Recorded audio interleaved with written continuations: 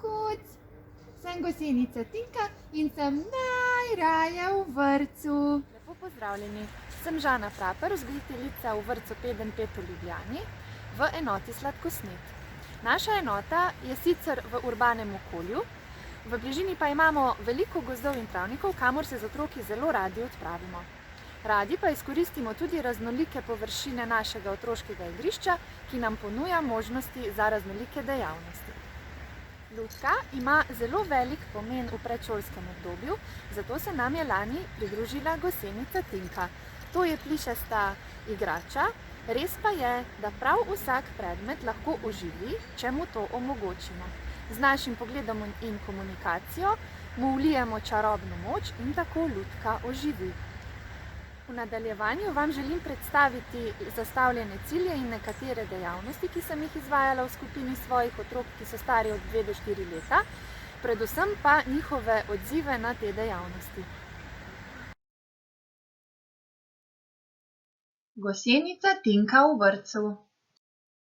Gosenico Tinko, našega ljubljenčka skupine, smo k sebi sprejeli maja 2021. Potem, ko smo si ogledali risanko Gosenica Tinka v vrtcu, je potrkalo na vratih in bila je Tinka. Nismo mogli verjeti, da je res prišla v naš vrtec. Povedala je, da je po napornem raziskovanju zelo utrujena in bi šla počivat. Hitro smo poiskali posteljico in odejo, otroci pa so ji poleg položili plišasto muco. Od takrat dalje vedno spita skupaj. Tako se je začela naša zgodba. S pomočnico vzgojiteljice sva bili takoj prepričani, da je bil prihod gosenice zelo dobra ideja. Glavno področje zastavljenih ciljev in dejavnosti je družba, do danes pa se je pokazala povezava z vsemi ostalimi področji kurikuluma. Oblike dela, ki sva jih uporabili, so skupna, individualna v paru in skupinska. Pri slednji sva oblikovali manjše skupine, zato da se lahko v skupini bolj aktivno posvetiva. Metode dela so bile igra, raziskovanje, pripovedovanje, poslušanje, pogovor, razlaga in demonstracija. V vsem tem času izvajanja teh dejavnosti so se pokazali naslednji cilji. Skrb za zdravje, spodbujanje skrbi drug za drugega, razvijanje empatije, pridobivanje zavedanja o pomembnosti počitka za naše delovanje, spodbujanje občutka pripadnosti, razvijanje potrpežljivosti in koncentracije, pridobivanje pozitivne naravnanosti do zdrave prehrane, razvijanje okusa otrok s pokušanjem različne hrane, spodbujanje gibalne aktivnosti otrok, pridobivanje znanja o živih bitjih, sporazumevanje v različnih okoliščinah, spoznavanje števil in štetje, spodbujanje občutka enakopravnosti ter prijetno navajanje na spremembe. Svetovna zdravstvena organizacija zdravje opredeljuje kot stanje popolnega telesnega, duševnega in socialnega blagostanja oziroma ugodja. Duševno zdravje je temeljni vidik dobrega počutja in učinkovitega delovanja posameznika in skupnosti. S pomočjo lutke lahko zelo pozitivno vplivamo na duševno zdravje otrok, saj se z njo poistovetijo ob stiskah, spodbuja jih k različnim dejavnostim in tako podpira vse vidike zdravja otrok. Otrok lahko v njej najde uteho, ji zaupa, pomaga mu pri premagovanju različnih čustev in zelo pomembno vpliva na otrokovo samopodobo. Pomemben vpliv ima tudi na razvoj socialnih veščin, razvija domišljijo, ustvarjalnost, empatijo, sporazumevanje. S pomočnico sva pri nekaj otrocih opazili porast neprimernega vedenja, zato sva uvedli slikovno gradivo sprejemljivega in nesprejemljivega vedenja. Želela sem, da se otroci preko lutke oziroma ljubljenčka naučijo nežnosti. Prvotni namen je bil torej skrb drug za drugega. Tako smo se učili tudi medsebojne pomoči, aktivnega poslušanja in razmišljali o svojem vedenju. Ker je bil odziv otrok tako pozitiven, so se s pomočnico odločili, da gosenica še nekaj časa ostane z nami. Tako so sproti nastajali novi cilji in spreminjal se je tudi namen dejavnosti v določenem obdobju. Preko opisa dejavnosti v nadaljevanju bom omenila tudi zastavljene konkretne cilje. Spodbujanje občutka skrbi drug za drugega in nežnosti sva uresničevali tudi preko zbujanja in uspavanja gosenice. Vsak dan je bil na vrsti drugi otrok. Po celem dnevu aktivnosti si je tudi ona zaželela spanca. Na ta način sva spodbujali zavedanje o pomembnosti počitka za naše delovanje. Otroci so jo položili v posteljo in jo vprašali, kje želi počivati. Povedala je mesto, na primer pod mizo, na klopi ali poleg okna. Preko te dejavnosti smo se učili predlogov. Pokazali smo ji naš vrtec, da se bo počutila čim bolj domače.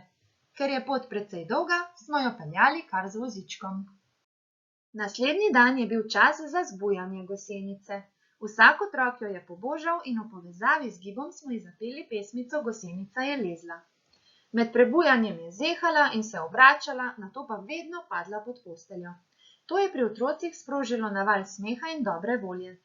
Pričakovala sem, da se bodo otroci po nekaj dneh naveličali zbujanja Tinke, ker je precej trajalo, preden so jo vsi pobožali, ampak se to ni zgodilo.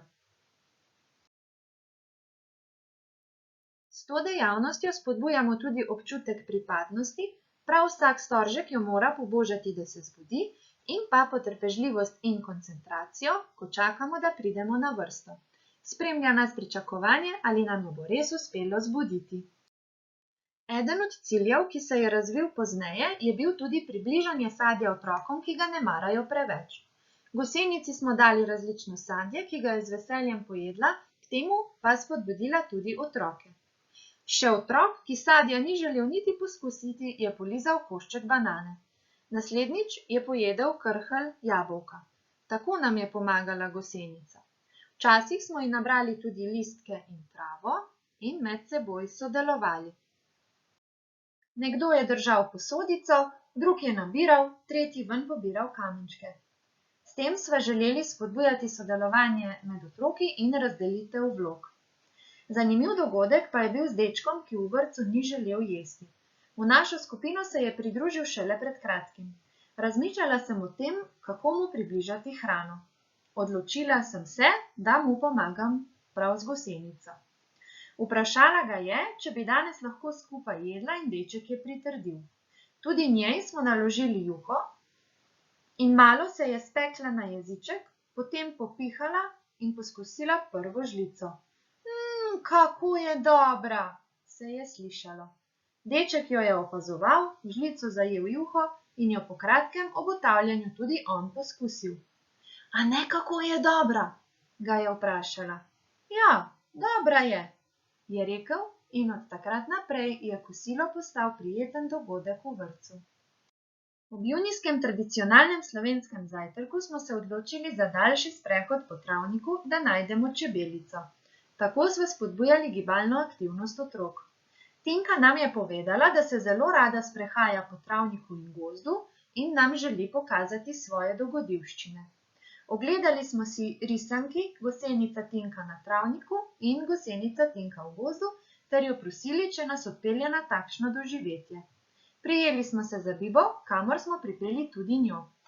Poskrbeli smo za dovolj gibalne aktivnosti, pojedli zdravo malico, spili kozarec vode, si privoščili krajši počitek, poleg tega pa smo spoznali še nekaj cvetlic in tudi našli čebelico.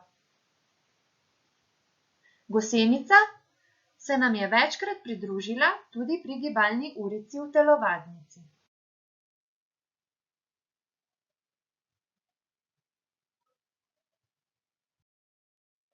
Fino motoriko smo krepili s prenašanjem sadja s pinceto in z nizanjem zamaškov na vrvico in izdelali gosenico za dekoracijo.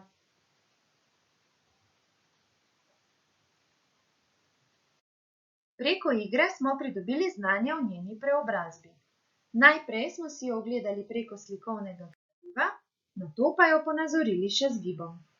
Prvotni načrt je bil, da se spremeni v bubo, za katero bi skrbeli, proti koncu meseca pa bi se spremenila v metulja.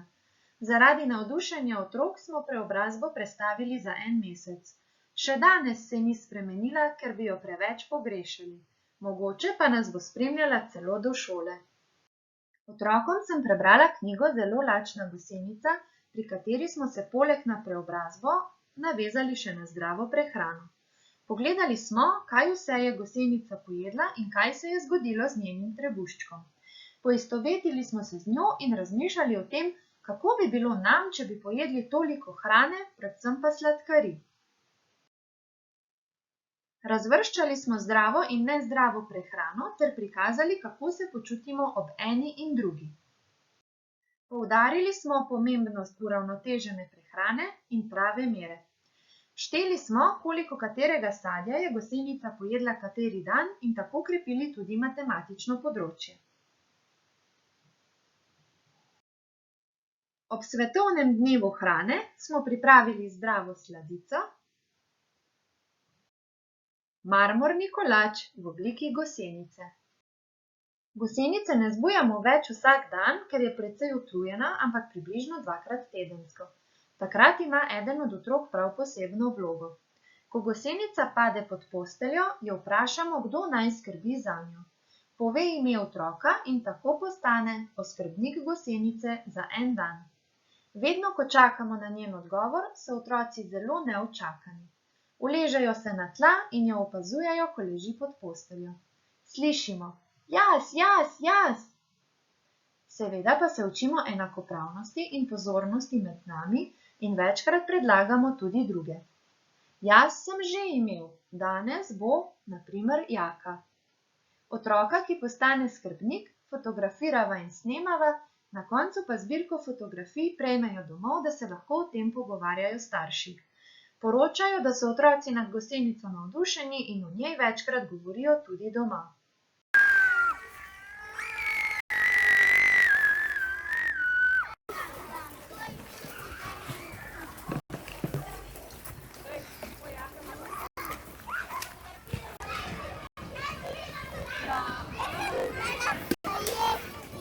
Super, a je še lačna? V redu, super. Z njo se večkrat odpravimo na igrišče. Če dežuje, ji otrok obuje škornje in obleče kapo, potem pa jo pelje na gugalnico in tobogan in se z njo igra ves dopoldan.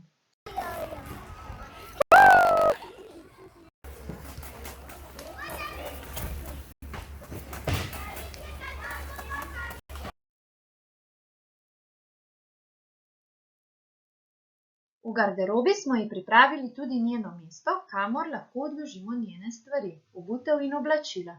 Ob prihodu v igralnico jo oskrbnik nahrani in pripravi na počitek.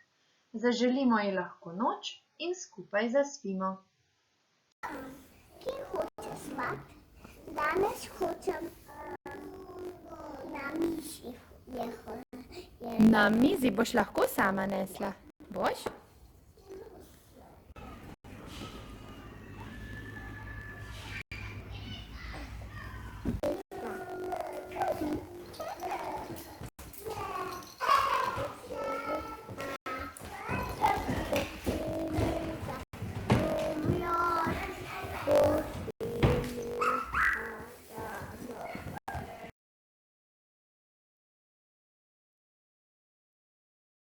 Drugega lahko slišimo le, če smo tiho in mu prisluhnemo. Prisluhniti pa moramo tudi naši gosenici, kadar nam kaj govori ali nam pove, kje bi želela spati. Tišino vadimo preko tihih minutk in si pomagamo s peščeno uro, ki traja 1 minuto. Otrokom gre zelo dobro, na koncu pa si zaploskamo, saj nam je uspelo. Svojo najpomembnejšo vlogo, ki sprva ni bila načrtovana, je imela gosenica v začetku letošnjega vrtčevskega leta. K nam je prišlo 6 novih otrok. Že med poletjem sem se odločila, da nam bo gosenica pomagala pri uvajanju. 1. septembra smo gosenico položili na sredino kroga in jo zbudili. Povedala jim je svojo zgodbo o prihodu k nam, kakšne občutke je doživljala, česa jo je bilo strah, kaj ji je predstavljalo veselje. S tem je pokazala, da tudi ona doživlja čustva, tako prijetna kot neprijetna, in jih lahko izrazi. Nato je pozdravila nove otroke in se jih zelo razveselila. Povedala je tudi kaj lepega o storžkih in kako rada je pri nas. Nova deklica gosenice pri zbujanju ni želela pobožati in je bila zelo zadržana. Prvič sem to namesto nje storila jaz in ji povedala, da je sicer zelo pomembno, da jo vsi pobožamo, saj se le tako zbudi. Naslednji dan jo je pobožala, ampak še vedno z zadržkom. Tretji dan je komaj čakala na zbujanje. Tako nam je gosenica pomagala pri sprejemanju spremembe in navajanju na novo okolje. Pri uvajanju je predvsem zelo pomembno, da se otrok počuti sprejeto in varno in ima na voljo nekoga, ki mu ves čas stoji ob strani, takrat, kadar se loči od staršev. Otroci so jo sprejeli kot del svoje skupine, njihovo vedenje do nje pa je zelo skrbno, kar pozitivno vpliva tudi na odnose med samimi otroki. Gosenico uporabim tudi spontano, ko presodim, da bo neko sporočilo bolj učinkovito, če bo povedano z njene strani. Zgodil se je primer, ko so se v skupini pojavile kletvice. Eden od otrok je pričel z njimi in ostali otroci so ponavljali. Ničesar nisem rekla, le to, da je čas za zbujanje gosenice. Ko se je zbudila, jim je povedala, da je slišala nekaj, kar ji sploh ni bilo všeč in bi zato raje kar spala. Vprašali smo jo, kaj je slišala, in povedala je, da besede, ki jih sploh ne mara. Pogovarjali smo se, kdo bi lahko bil tisti, ki je to govoril, in ugotovili smo, da je bil zmaj. Po predlogu otrok smo mu rekli, da z grdimi besedami nima vstopa k nam. Kletvice se niso več pojavile. Dejavnosti so pokazale pozitiven vpliv na vsa področja razvoja otroka, čustveni, socialni, gibalni, govorni in spoznavni razvoj.